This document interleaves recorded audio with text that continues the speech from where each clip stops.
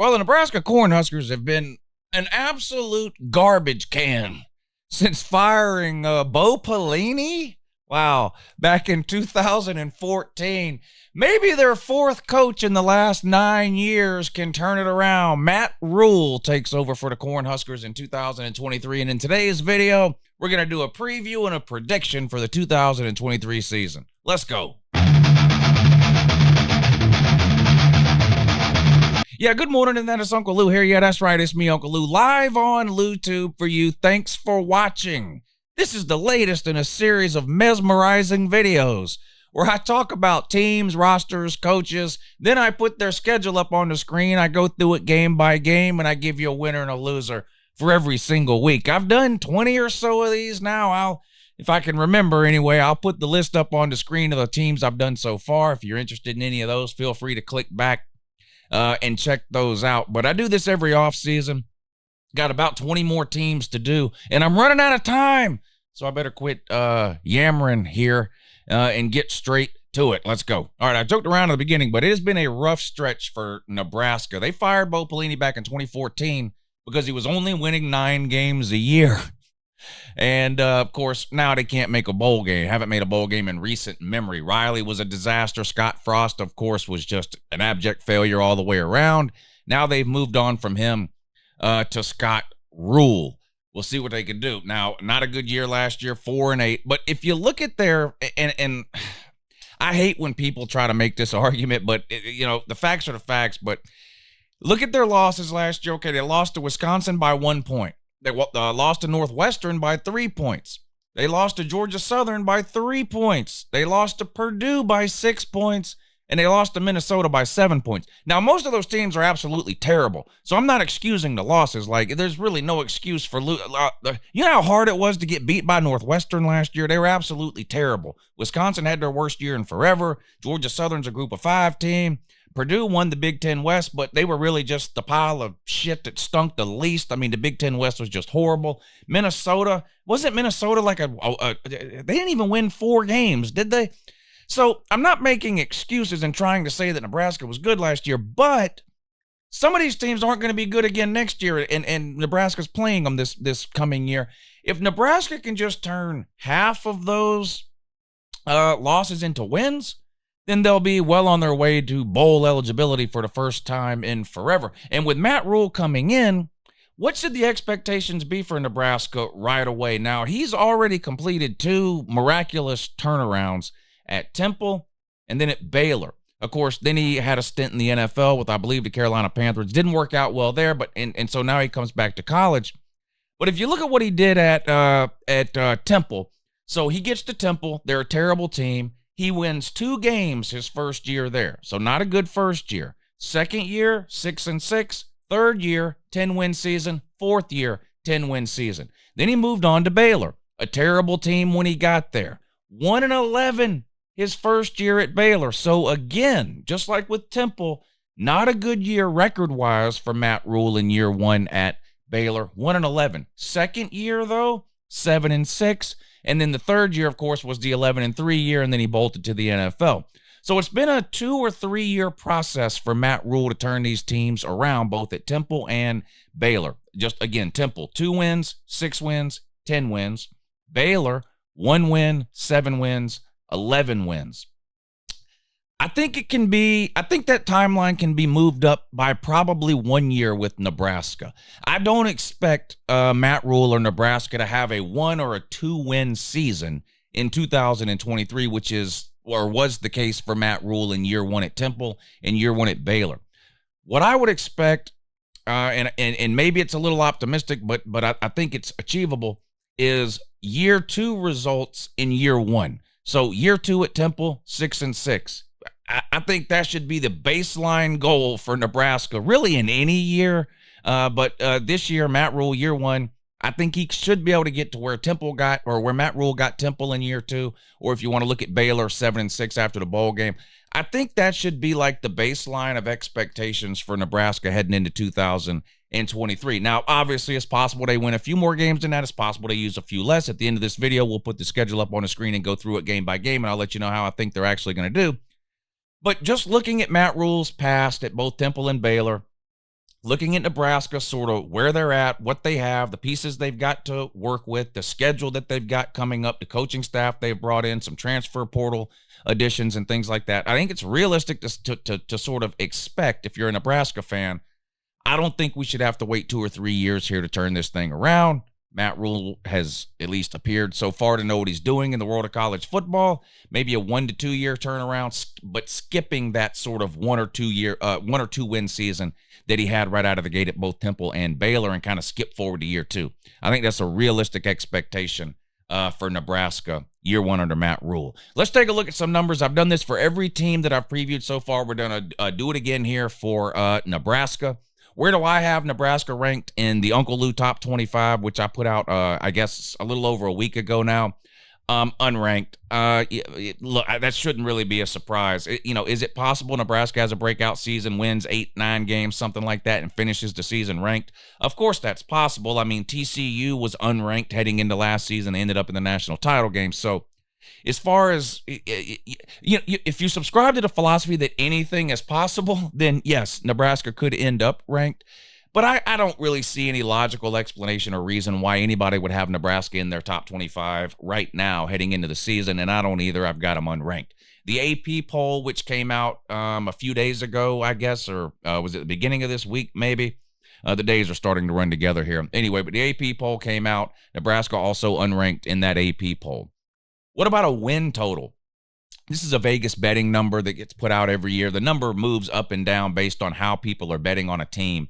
Getting pretty close to the start of the season here, so these are going to be finalized numbers pretty soon. But right now, the expected win total for Nebraska heading into 2023, according to the sports books out in Vegas, is 6 wins. Again, that's a betting number, so you're either betting over or under there if you're looking to put a bet on that. So you're betting Nebraska is going to win over 6 games, which of course would be 7-5 or better, or less than 6 games, which would be 5-7 or worse. If they were to win exactly 6, that would be a push. You'd just get your money back, whatever. You guys know how the sports betting stuff works. So that is obviously doesn't mean Nebraska is going to win 6 games. Doesn't mean they're going to win 5. Doesn't mean they're going to win 7. This just gives you sort of a general idea of how the betting public feels about a team heading into the season. Again, these numbers go up and down based on how people are betting. So if the number is at 6, right? If everybody thought Nebraska was going to win more than 6 games, everybody would start betting over 6. Vegas would then adjust that number up to, say, 7, right?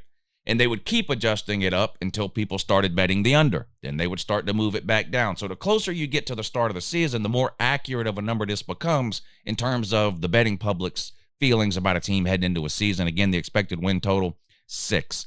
Heisman Trophy candidates, no, let's just stop right there. There's just not going to be a Heisman Trophy candidate, never mind a winner at Nebraska this year. Their quarterback situation, I mean, they got Jeff Sims from Georgia Tech. We're going to talk about him when we get to the roster in a second. But there are no legitimate Heisman candidates for Nebraska this season. Really not even any long shot candidates for the Heisman for Nebraska. What about their odds to win the Big Ten title? Well, they've got the 8th best odds in the conference. They're in the Big Ten West, so that obviously helps. The Big Ten East, obviously much stronger than the Big Ten West right now. The 3 best teams in the Big Ten, according to most people's opinion, reside in the East, with Michigan, Ohio State, and Penn State, Nebraska being on the West side. But they've got the 8th best odds, again, a Vegas number, according to win the Big Ten West. The odds plus 6,000. To give you an idea of where that ranks within the Big Ten, Minnesota's odds are plus 4,000, so a better chance to win the Big Ten than Nebraska, according to Vegas. Maryland's odds plus 8,000. So Nebraska falls in between Minnesota and Maryland in terms of odds of winning the Big Ten title. 4th in the West. They're the 4th best odds of the Big Ten West teams. What about a national title? If you really hate money and you want to throw some away, you can bet on Wisconsin to win the national title this year. Those odds plus 20,000.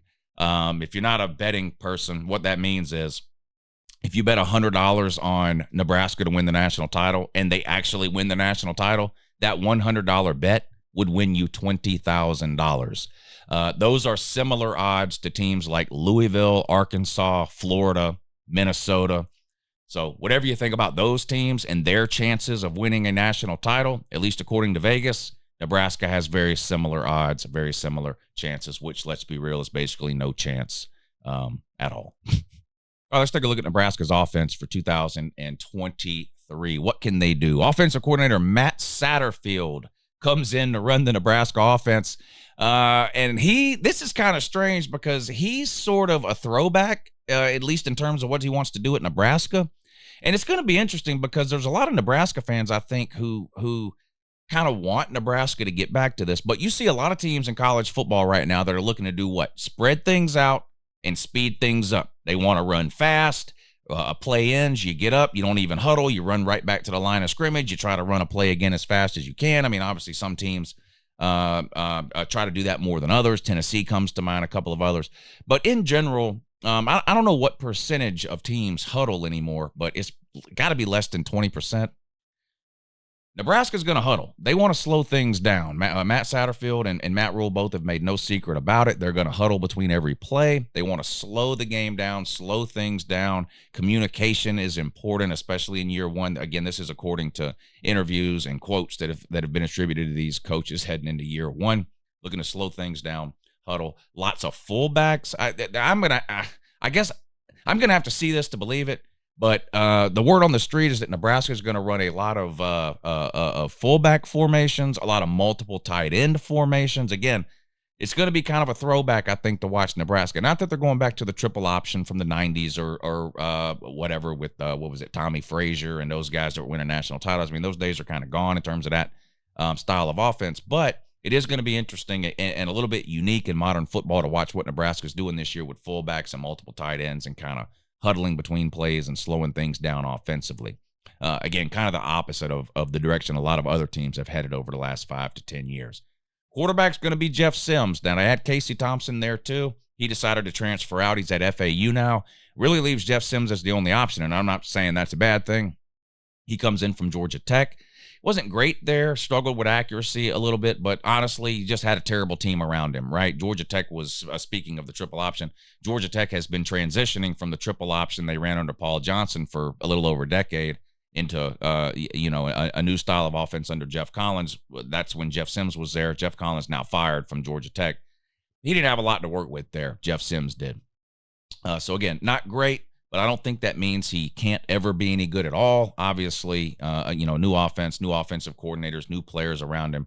We'll see how he does. He's very athletic. He likes to run around. I think that will play well into what Nebraska is looking to do offensively with running the ball, fullbacks, tight formations, multiple tight ends. Makes sense to have a running quarterback, and that's kind of what Jeff Sims is. 1,200 yards rushing over his 3 years at Georgia Tech. So nothing mind-boggling, 1,200 yards over 3 years, but still, that's about 400 yards a year you're getting out of your quarterback. Most teams would be extremely happy to have that. At running back, some more good news. 3 of Nebraska's top 4 rushers returned from last year, including Anthony Grant, who had 915 yards rushing last year. So Nebraska, it looks like they have the pieces, at least in the backfield, to implement this offense that Matt Satterfield and Matt Rule are looking to set up, sort of a slow it down. Let's huddle between everything. Take your time, line up, fullbacks, tight ends, run the ball, lean on teams, that kind of thing.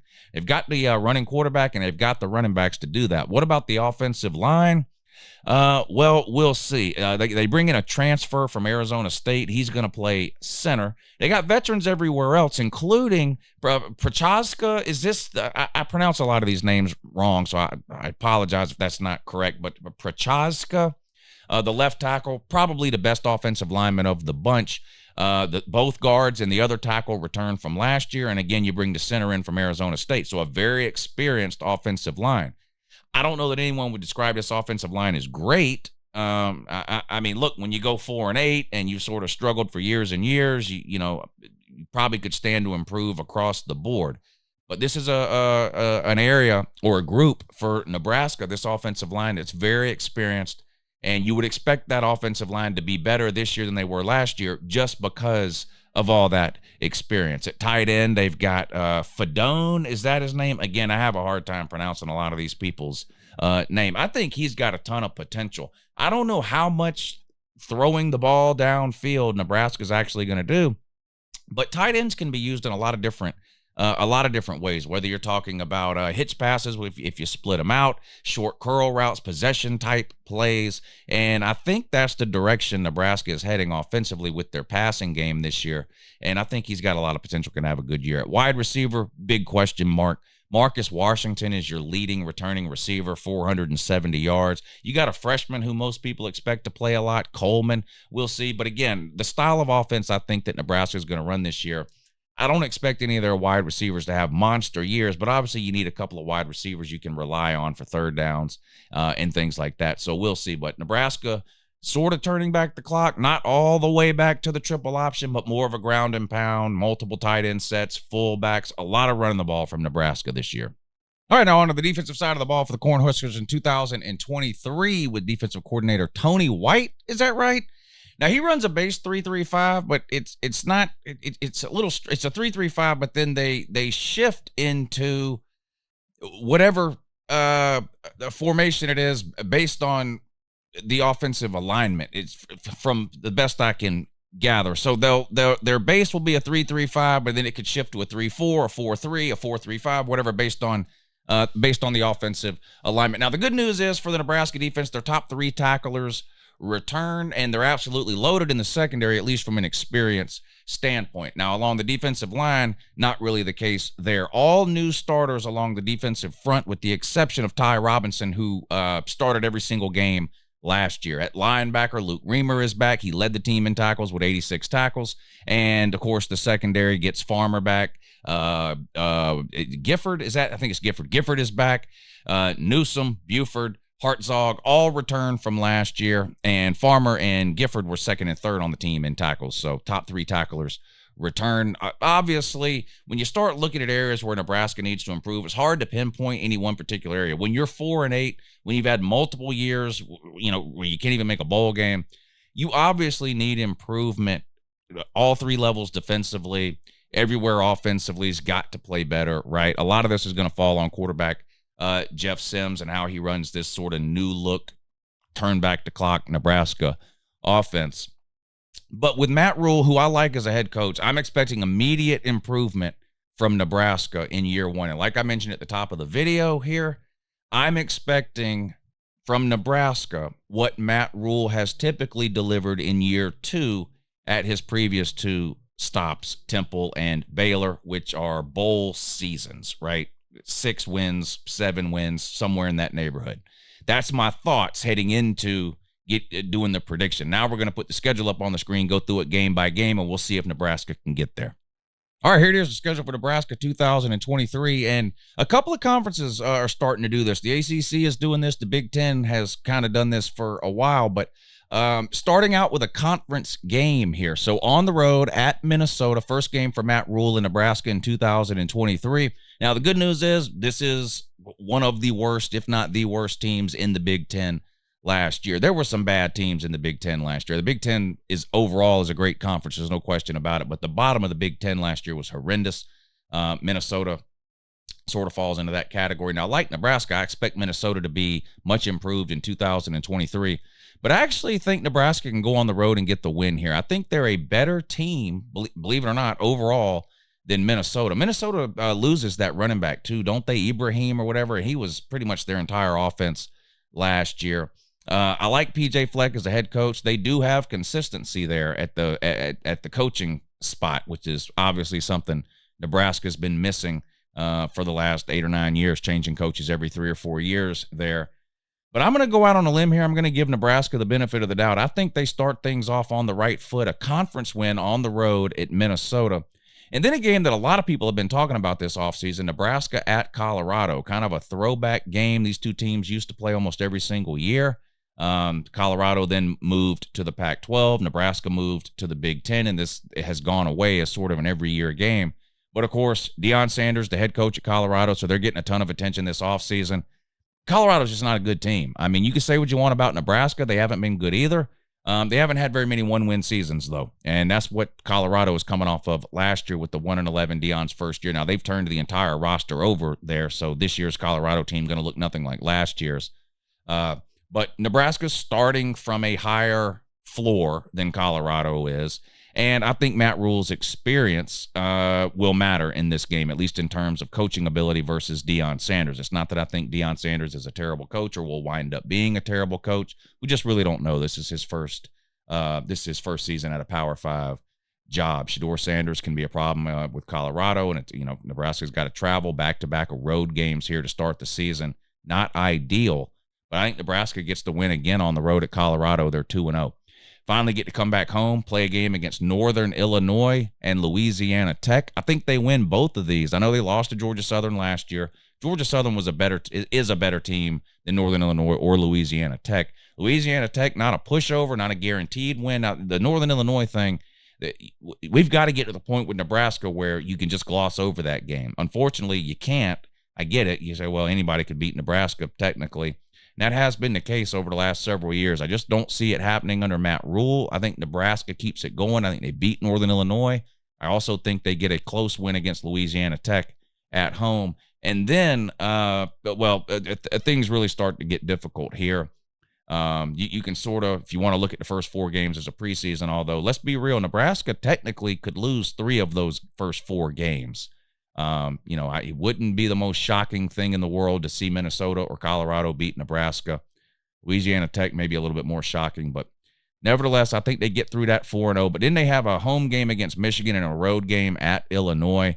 We all know how good Michigan is. Back-to-back Big Ten champs, have made the playoffs 2 years in a row. They return a ton from last year's team, including quarterback J.J. McCarthy. And while I don't expect him to be a Heisman contender or put up numbers like Caleb Williams or a Bo Nix from Oregon or a Drake May from North Carolina or some of the, sort of upper echelon quarterbacks in college football, I do think he'll be a lot better with another year of experience under his belt. And the Michigan running game is just going to be too much for Nebraska to handle. I just don't see a way that Nebraska beats Michigan. It's a home game for Nebraska, and that's great.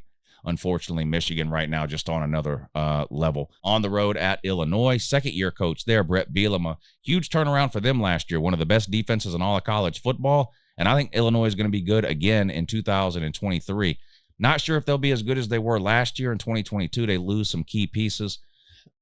And they haven't recruited at a level over the last 3 or 4 years where where they can kind of just plug and play there. But I do like Brett Bielema, another coach with a ton of experience, a ton of Big Ten experience, and I expect Illinois to play at a high level again in 2023.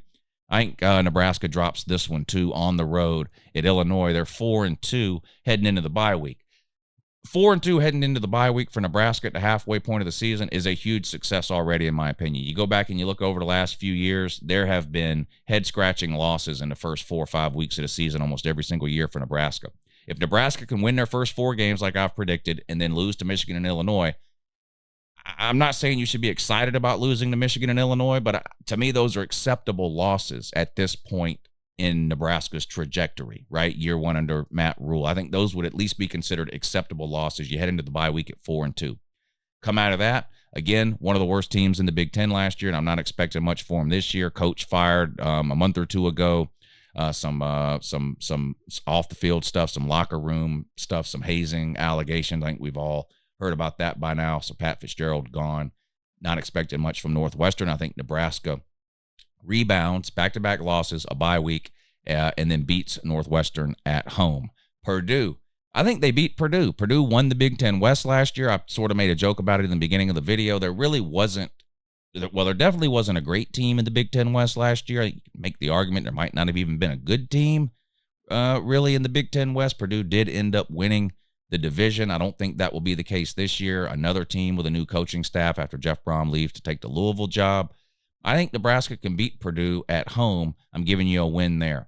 On the road at Michigan State, I think you drop this one. Unfortunately, I don't think Nebraska is going to have the down-the-field passing ability to take advantage of Michigan State's weakness, which is, of course, their secondary and just their pass defense overall. Their pass defense the last 2 years has been one of the worst in the country. I don't see much of a turnaround in that area for Michigan State this year. But like I said, I'm not sure Nebraska can take advantage of that. It is a road game. It can be a difficult place to play. I think Nebraska drops this one on the road to the Spartans. Come back home and get it turned around against Maryland. I was pretty high on Maryland last year. I thought there was a possibility Maryland could have upset one of the big three teams in the East, either Michigan, Penn State, or Ohio State. And they did almost beat Michigan. They came up a little short there. I'm not sure Maryland's going to be as good this year as they were last year. They get the quarterback back, but I'm not as high on Maryland overall this season as I was last season. I think Nebraska can get this win at home. On the road at Wisconsin is going to be a loss. They've got a first-year head coach too, but again, they're starting from a much higher place under first-year head coach Luke Fickell than Nebraska is with Matt Rule. This will be Luke Fickell's first year as a head coach in the Power 5 after leading Cincinnati to the playoffs a couple of seasons ago. I really like Wisconsin. I think they probably win the Big Ten West this year. I've done a prediction video like this for Wisconsin already. I have them at 10-2. They play Ohio State early in the year. They probably lose that one. I don't think they're quite there yet, but I do think they will handle Nebraska. Plus, you have to play on the road. That's a difficult place to play Camp Randall with the jump around deal. I think you drop that one.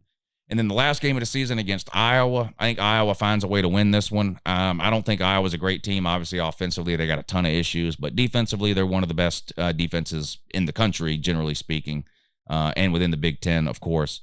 And I think Nebraska drops that one. So a little bit of a disappointing ending to the regular season with back-to-back losses here. But overall, I think a record that Nebraska should be happy with in year one under Matt Rule, 7-5. I've got Nebraska losing to Michigan, Illinois, Michigan State, Wisconsin, and Iowa, finishing up Matt Rule's first season as head coach at Nebraska, 7-5, and leading Nebraska to a bowl game for the first time since anybody can remember, really. Anyway, there you go. Our preview and a prediction video for the 2023 Nebraska Cornhuskers. Be sure to let me know down below what you thought about this video. If you disagree, feel free to let me know. Tell me which games it is you think Nebraska is going to lose. Have a good morning.